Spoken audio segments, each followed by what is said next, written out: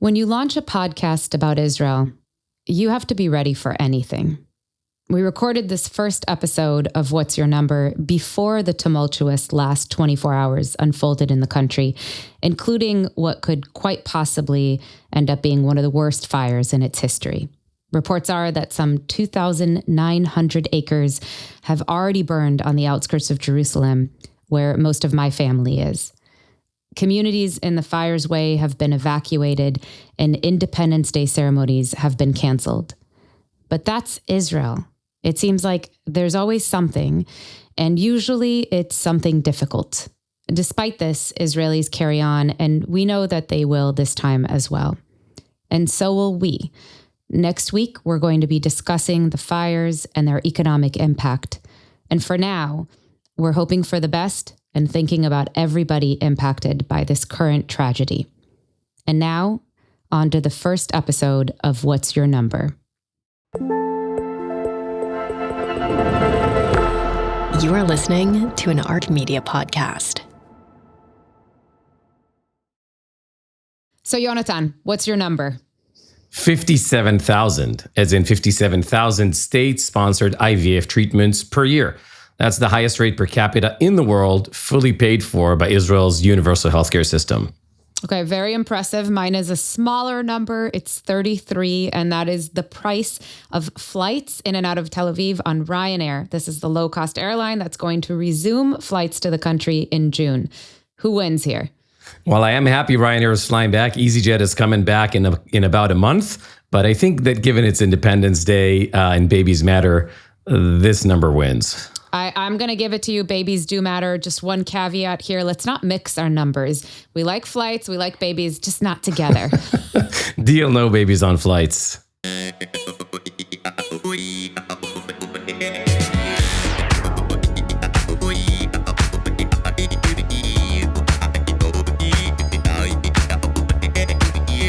Welcome to the first episode of What's Your Number, the newest podcast from Arc Media, home of Call Me Back with Dan Senor.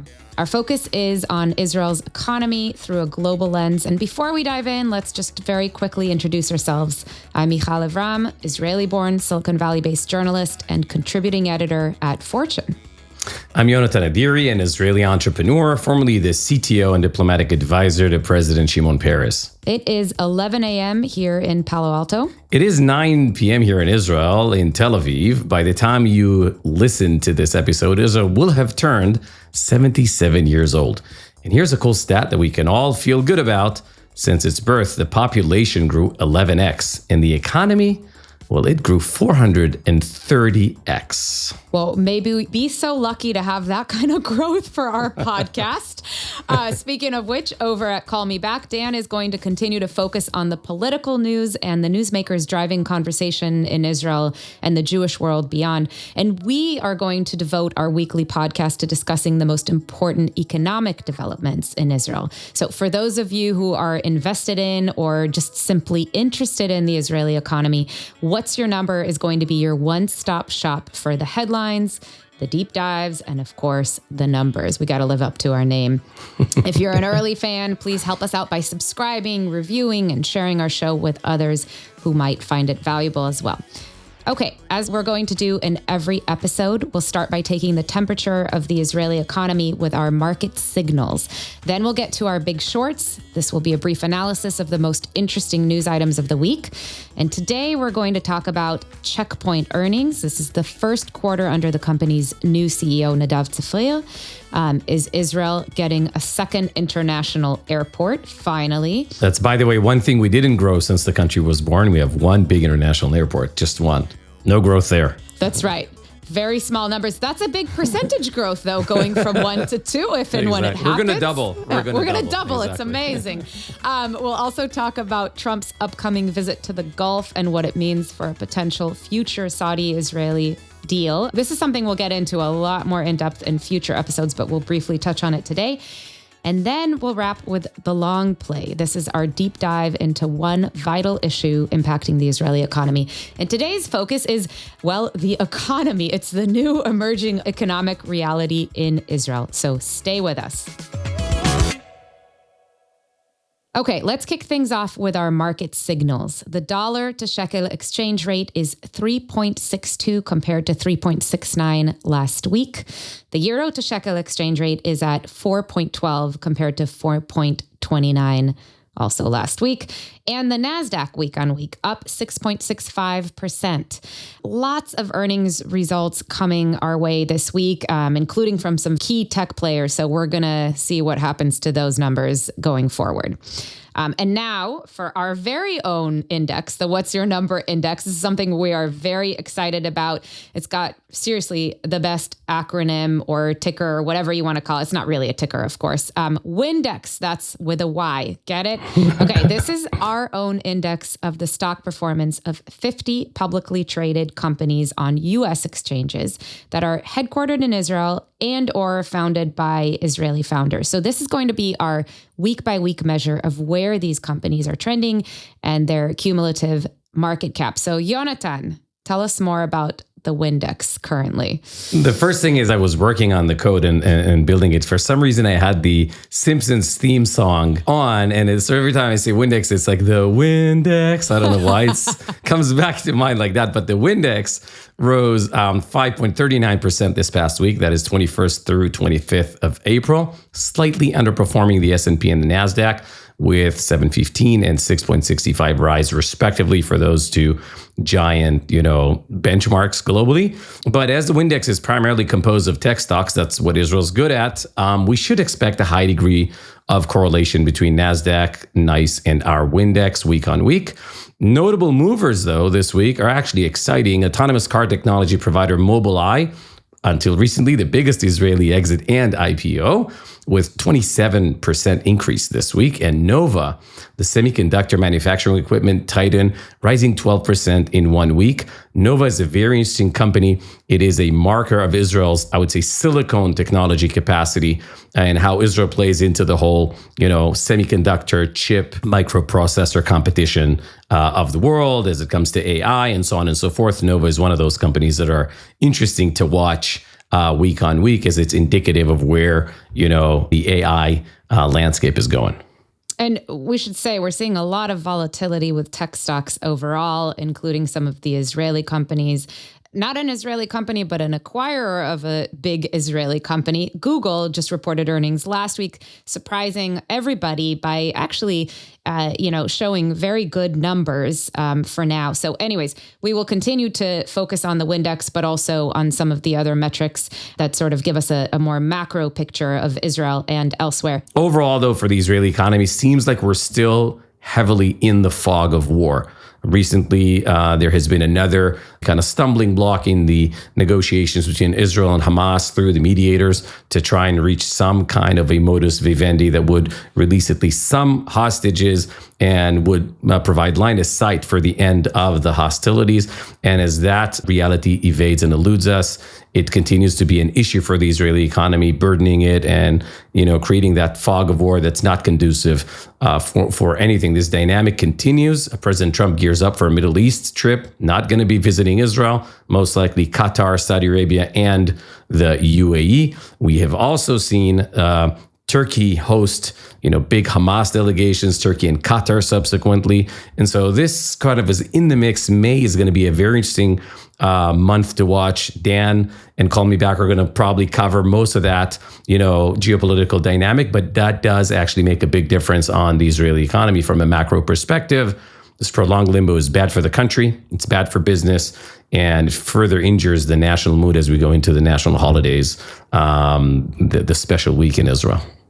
Yeah, and of course, the broader mood of uncertainty on the economic side is felt everywhere. And one thing that was really interesting here in the U.S. is, speaking of earnings last week, we also saw a few companies either drop guidance or adopt this new sort of bifurcated approach where they're kind of giving the bull and the bear case, right? Like this is could go like this and could go like that. And it feels like that is very much the zeitgeist of the moment, whether we're looking at things through an economic or a geopolitical lens.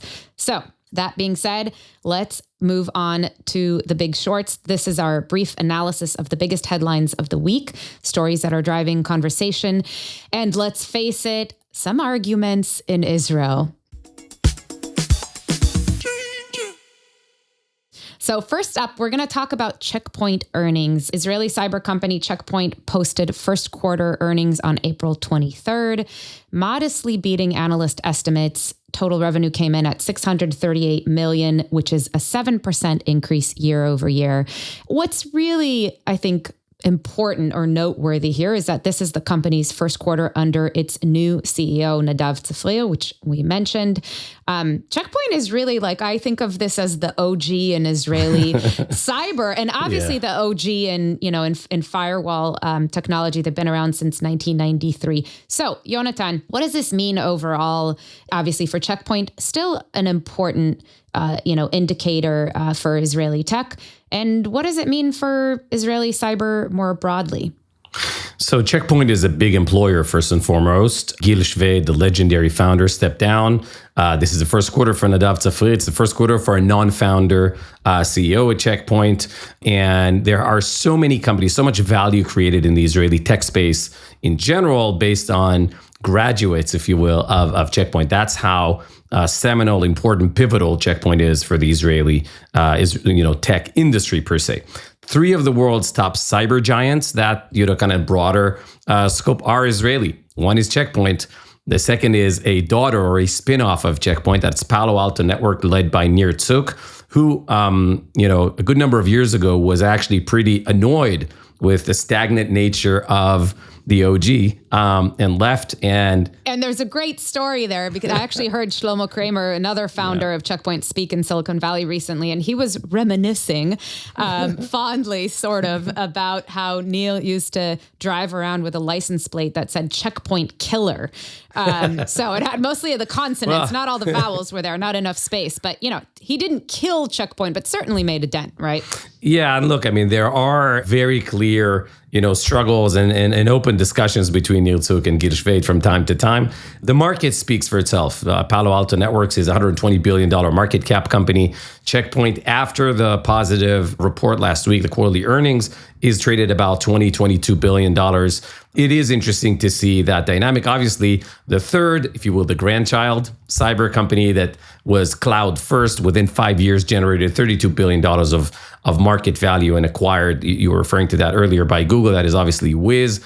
And so this fountain of cyber innovation doesn't stop. I think this is very indicative of the nature, the culture of Israeli entrepreneurship in the cyberspace. Folks don't just create one company. You mentioned Shlomo Kramer, Miki Budai, a lot of folks who've been at it time and time and time again. They don't sort of go on an island and retire. As the industry creates value and they seize the next generation of value, I think Checkpoint's earnings is important for all the reasons we've just mentioned. So keep a close eye on that. But I think the broader story, and we're probably going to cover that in a defense tech context or in the broader cyber context in the next few episodes, this is a major pillar of the Israeli ecosystem and the Israeli economy per se. Absolutely. Okay. From cyber to airports, let's talk about airspace, which Israel appears to be running out of and has been for a while. So is a second airport imminent finally? Israel's long needed a new work to its JFK. Let's not get into the quality of airports here, but I think there are some parallels here.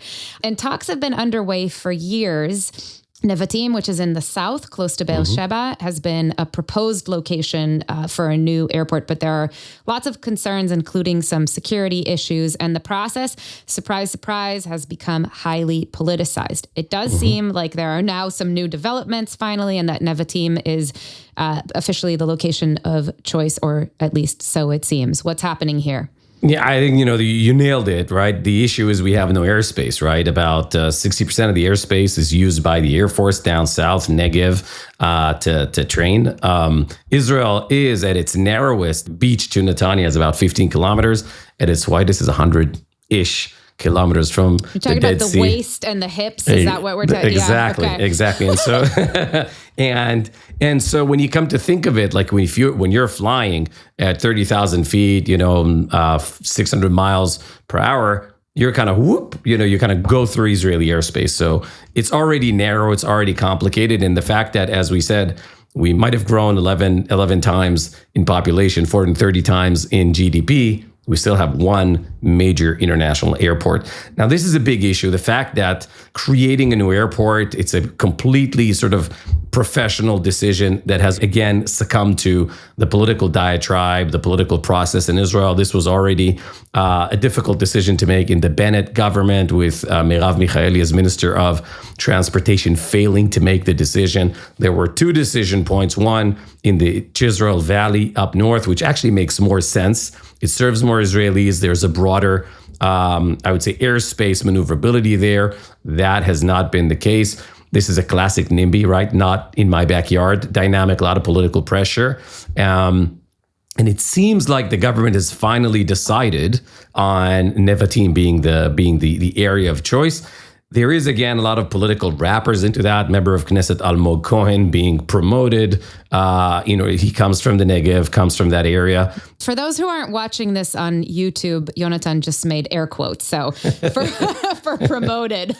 Yeah, exactly. Not sure how much of a promotion that is. And, the thing is that if this does, if the bulldozers aren't already digging, for construction today, your $30 Ryanair price is actually going to be thrown out the window in the next 5-6 years, because we're going to go back to war prices without a war. It's simply going to run out. We don't see it in the air. We don't see traffic in the air like we see traffic, in and outside the big cities. But that's exactly what's happening right now. This is a critical decision. Seems like the government made a step in the right direction, but since there is this massive political wrapper around it, it's too soon to call. But this is a major issue. Again, Israel landlocked.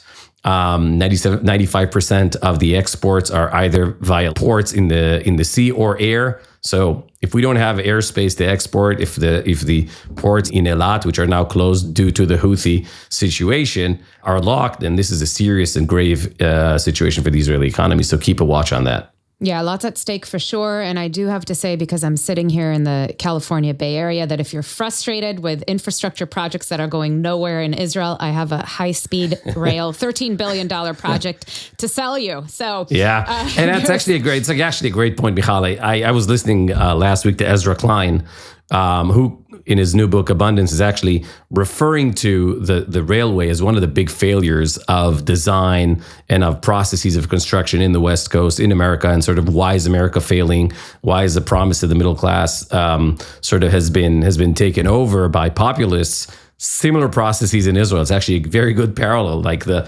political process gets it to sort of get stuck for years, gets into litigation, the NIMBY process, and then budgets, quadruple, and then you and I, pay the price at the end of the day. Absolutely. Okay, let's move on to another big story, Trump's upcoming visit to the Gulf. As you mentioned, it looks like he's going to hit Riyadh, Saudi Arabia, Qatar, and UAE. We've known about this trip for a while now. It looks official. It was supposed to be, by the way, his first foreign trip, but because he attended the Pope's funeral, this will be the second. But this is the first kind of planned one.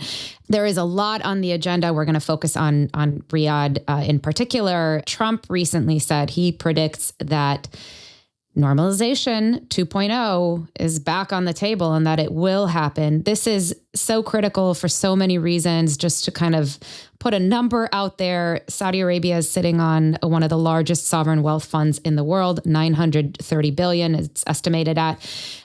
Huge player in tech, as we've seen it emerge.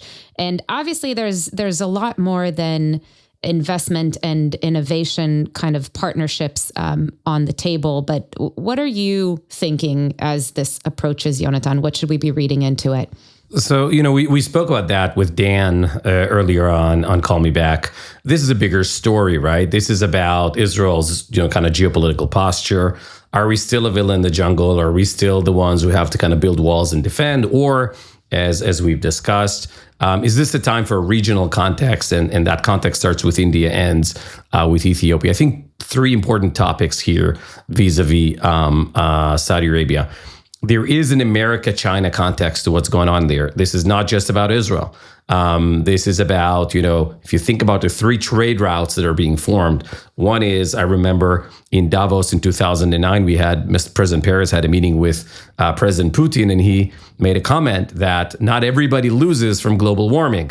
making a comment that Russia actually wins because the northern trade route from Vladivostok all the way to Hamburg is sort of defrosted. Back then, I think it was about 8 weeks a year. Now we're looking at 12, 13 weeks a year. Think about how short the route is for goods from China to Western Europe if you go up north, right? So that's one route. The second is China's Belt and Road ending up with Turkey and all the way into Europe, both of which leave India out and leave America out, right? American interests outside. The Saudi initiative with the US has to do with that and has a lot to do, if it opens the route, with something called the IMEC, the India-Middle East connection. That would be the trade route that is favored by America as it leaves China on the outside. It leaves Russia, sort of without its deck of cards, and opens the route for Indonesia, for South Korea, for Japan, through India, through Saudi Arabia, and then a land route through Israel, all the way to Europe. So I think that's a very important piece. If that comes together, this is an order of magnitude acceleration for the Israeli economy, for regional economy, and I think also for American interest as the competition, sort of US-China evolves. I think the second number here is, last time I checked, it was roughly $130 billion net earnings for Aramco per year.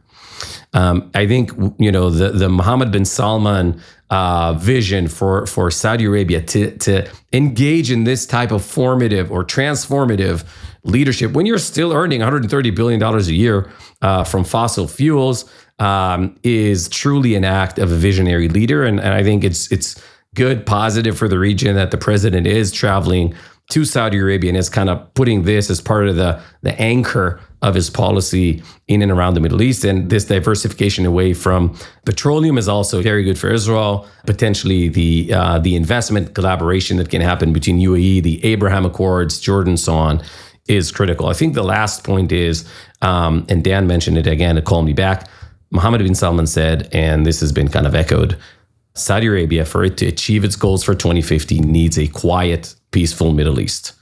And so this normalization, we're going to talk about in the last section. Israel is now running a defense budget of $30 billion. This is really, really big. It's almost 15% of the budget.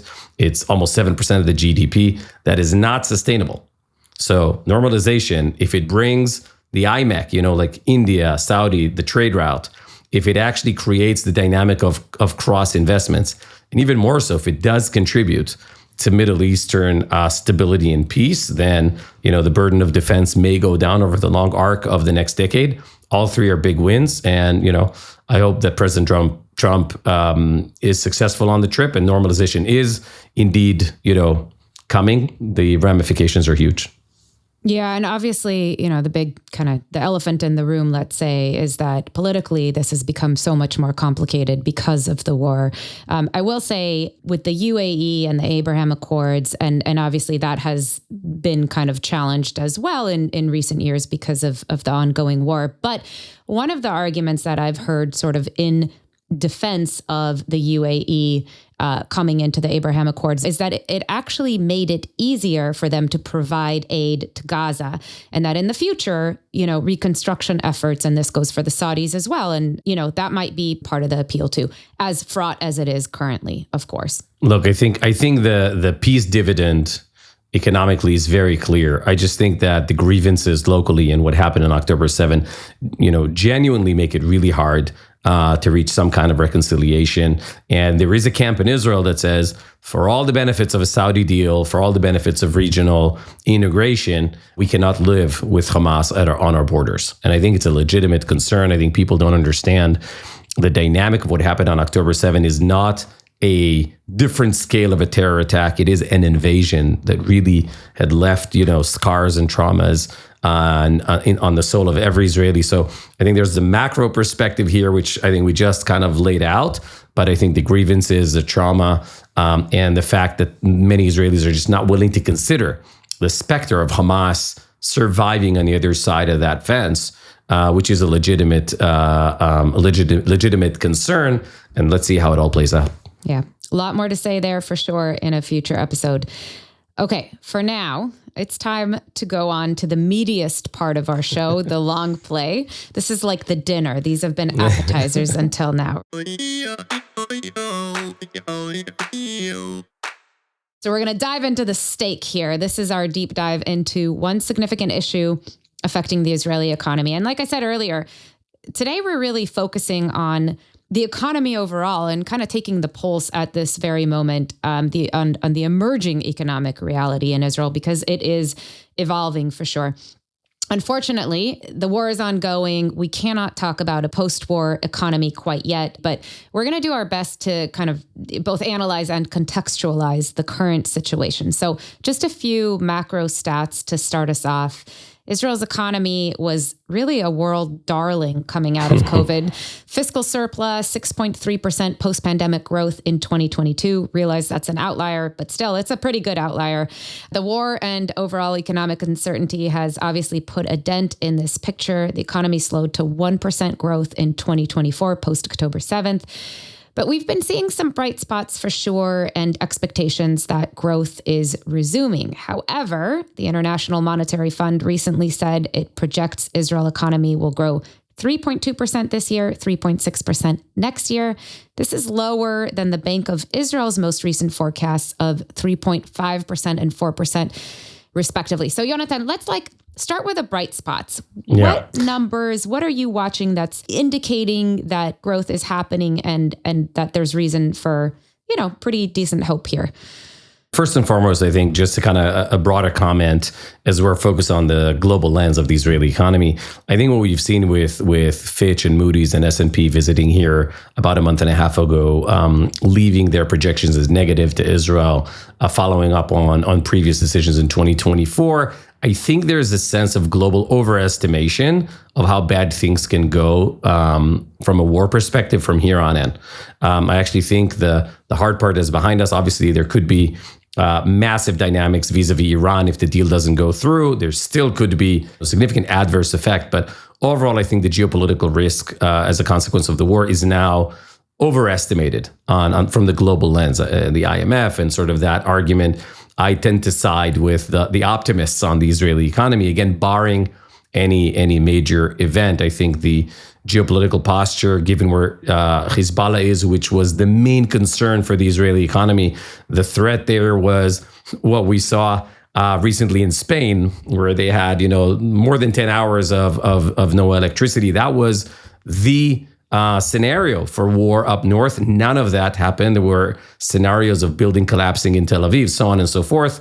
I think overall, if you kind of look at it from bird's eye view, I tend to be optimistic in terms of which risks have manifested themselves and where we're headed next. That said, the war costs $70 billion so far. That's out of a GDP of about $550 billion. Pretty strong economy divided by 10 million per capita. That's $55,000 per capita. Very strong economy today after months and months of war. There are about 4.4 million, I'd say 4.5 million people in Israel that participate in the workforce. That is not a good number. Right? That's roughly 63% participation rate. We do know what are the main drivers there. It's Arab women and ultra-Orthodox men that are not participating their fair share in the economy. You can look at it both ways. Some see it as the engine of growth, right? How do you get from 55,000 to call it 65 to 70,000 per capita? That's part of the answer is there. We spoke about it with Dan, the demographic growth. It's very, very healthy compared to the Western Hemisphere, which is seeing demographic decline. I'm very optimistic in that perspective as well. I'd much rather Israel's perspective over the next 15 years to have good growth demographically and maybe challenging populations that you can address with the capital we have at hand and the right kind of infrastructure and healthcare and so on that we do have at hand, than the problem that we're seeing in Europe with basically zero or negative demographic growth. I know you talk about this birth rate issue quite a bit and the fact that Israel is very well positioned here, but on the workforce participation, on the productivity of the workforce, I mean, this is obviously so politicized and so fraught. Are there methods that have worked even in a small way in Israel, or are there examples abroad that we can look to? Because this has been an issue for so long. So I think overall we've seen both communities respond really well to less elastic welfare state dynamics. Let's put it this way, right? So Israel's a very generous welfare state dynamics. And in different times in the last, I would say 15 years, 20 years, we've seen that when the state, depending on who's in the coalition, how a more stringent welfare state actually delivered results relatively quickly. This is a major issue. So I think the answer to your point is the vehicles through which you encourage an effective workforce participation are pretty understood. It's a question of political will. Yeah. And by the way, the private sector plays a role here too. I mean, not enough, obviously, to date, but we have seen some attempts from tech companies, for example, to employ Haredi women, and some collaboration also in similar outreach to the Arab population. So Haredi women participation is actually pretty high. We don't see them in high productivity areas as we'd like, but I think that's actually working really well. I think you're touching on an important topic. We spent the first half of the session today talking about, checkpoint in the Israeli tech industry. Only 10% of the workforce, that is about 400,000 people, is in the tech space, right? Which makes it even crazier to think, right? Like how big of a miracle this industry is. It is 10% of the workforce. It is 36% of Israel's income tax. That's 3.5 times its relative representation in the workforce, its contribution to Israel's income tax. It's about 35% of the GDP is exports. 50% of that is the high-tech industry. So the dependency on that industry, on one hand, compared to how small it is as a share of the workforce, is, you can say a miracle, but you can also say it's untenable. Given the kind of state of education performance against, global benchmarks, the fact that both in the Arab sector and the ultra-Orthodox sector, the basic STEM professions are not taught well enough. And so you see a decline there. So how much of the talent can we generate for that industry, which is kind of stuck at 10% of the workforce? Hit the nail on the head. That's part of the issue. How big is this industry as a share of the workforce? That's a big challenge for Israel's productivity and for its ability to grow. I think, again, education, as I said, benchmarked, is not performing as well as we want it to be. That said, free public education, even at the research university level, the Israeli research universities are constantly in the top 100, 120, 150, 85 in general, and in some professions in math and others, they're in the top 25. So I think that sort of continues to be a very strong piece of the Israeli economy, but again, highly political. I did read recently that Israel is going to be the first country, I don't know if that's true, to roll out a nationwide pilot for AI tutors, for basically giving access to every student in the country eventually to an AI tutor. It sounds kind of silly, but, this has huge potential. And if you listen to someone like Asal Khan from Khan Academy talk, this could be huge for education in, all sorts of parts of the world. So I don't know. Do you think that's going to do anything? That's actually a great point. I mean, what we saw in the war is that the infrastructure for remote studies, no AI, but the infrastructure for remote studies and digital backbone of the Ministry of Education actually worked really well. That said, the Ministry of Education about 3 months ago tried to release its own ChatGPT agent, which was a colossal failure, and they pulled it back. So, Yonatan, and I know you talked about the fog of war, and it's still early to tell exactly what reconstruction costs are going to be. But what are you seeing right now with Israeli society when it comes to sort of the, I can't call it post-war, but efforts in the regions in the north and in the south? Yeah, so I think the North and the South are very distinctly different. We're seeing in the South a higher percentage of folks going back to their homes. There have actually been reports on real estate prices going up in Sderot and that area, which is very indicative of people, demand kind of rising. I think the person in the news that we all should keep an eye on is Aviv Friedman. Finally, after a year and a half of bickering, we have a head of what's called Minhelet Tkuma, the central planning branch or entity that has been budgeted for the reconstruction of the South and the Gaza envelope. Aviv Friedman is an incredible man of virtue. I'm very happy. I think he's been widely very well received after a lot of fumbles and a lot of kind of bad appointments that didn't win the political process. Aviv has won the approval. That's about 2 months old and has been doing really, really well since. So I think the South has the right czar, if you will, and the right budget. This is in the 10, 12 billion shekels. That's, let's say, $3.5, $4 billion. But it's very, very hard to estimate what this is going to end up costing because it depends on how the war ends. Is Hamas going to be on the other side? Is Israel going to keep a perimeter a kilometer into Gaza? And are there going to be, outposts, encroached into Gazan territory, Philadelphia Road and all of that? So that's the big variable when it comes to the south. I would say counterintuitively, given that there is no active war anymore, and Hezbollah has been hit and supposedly harder and so on, we are seeing smaller numbers of people returning and we are seeing a slower reconstruction. There is a dynamic in Israel that people who have come out of Kiryat Shmona, the northernmost town, city in Israel, who's underperforming socioeconomically on an ongoing basis, have resettled in the center of Israel, are gaining, higher wages. Their houses are not already, kind of there for them to go back. And there's a big question mark on whether or not these folks are going to come back or what are the conditions and benefits they need to receive fiscally over the next decade to go back. So this is I think, still very much at play. It's in the tens of billions of shekels clearly already. And it remains to be seen sort of, what would be the cost. I would venture, if I had to bet, there are some areas that are going to take far longer, mainly in the north, to repopulate, if at all. In the absence of a big political breakthrough regionally, the Saudi deal we discussed and so on, that's going to be with us for years on end. And this is going to take a lot of political will, a lot of trust, and that's a commodity we don't have, a lot of these days when it comes to the political dynamic. Okay, so Yonatan, I know you are not Moody's, but if you had to give Israel a grade today, what would it be? So I definitely would put us in the A's. I think that the dynamic that put us in the BAA is, as I said before, I think overestimating the remaining geopolitical risks. I would actually say it's kind of parabolic, right? We started off, a lot of them manifested themselves. There was a fear that many of them will, but now I think we're on the other side of that plateau. Again, barring an Iran dynamic, negative dynamic or a spiral, which, has its probability. So I think, we're definitely in the A. I think the most abysmal dynamic we've seen was the last budget.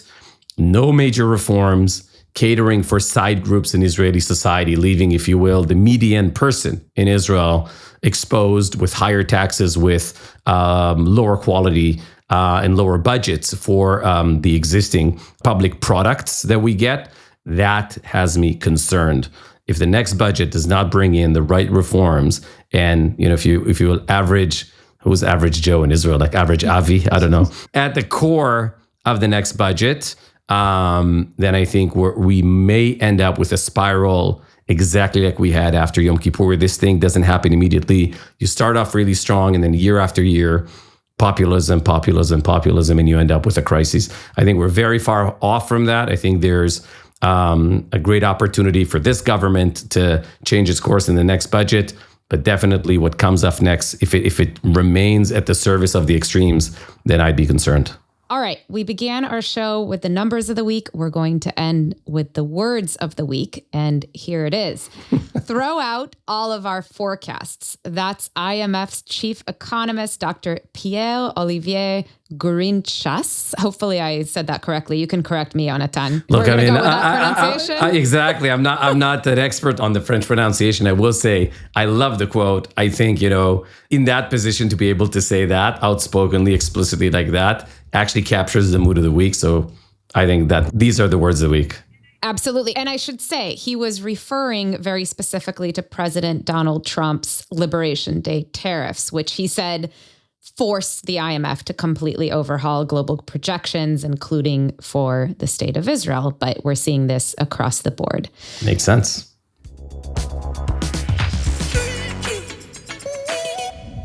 Okay. That is it for today's show. Thank you for tuning in to ARC Media's first episode, our Independence Day episode of What's Your Number? We hope you found it interesting. And if you did, be sure to like, subscribe, rate, review. You know the drill. It all helps. But most importantly, please, please, please share it with others who you think will find it interesting.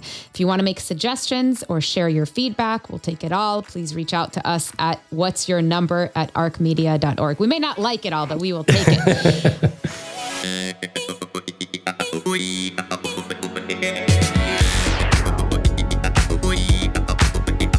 What's Your Number is produced by Ilan Benatar. Sound editing by Martin Huergo. Our theme music is by Midnight Generation. I'm Yonatan Adiri. And I'm Michal Lev-Ram. See you back here next week. See you back next week. This podcast offers general business and economic information and is not a comprehensive summary for investment decisions. It does not recommend or solicit any investment strategy or security.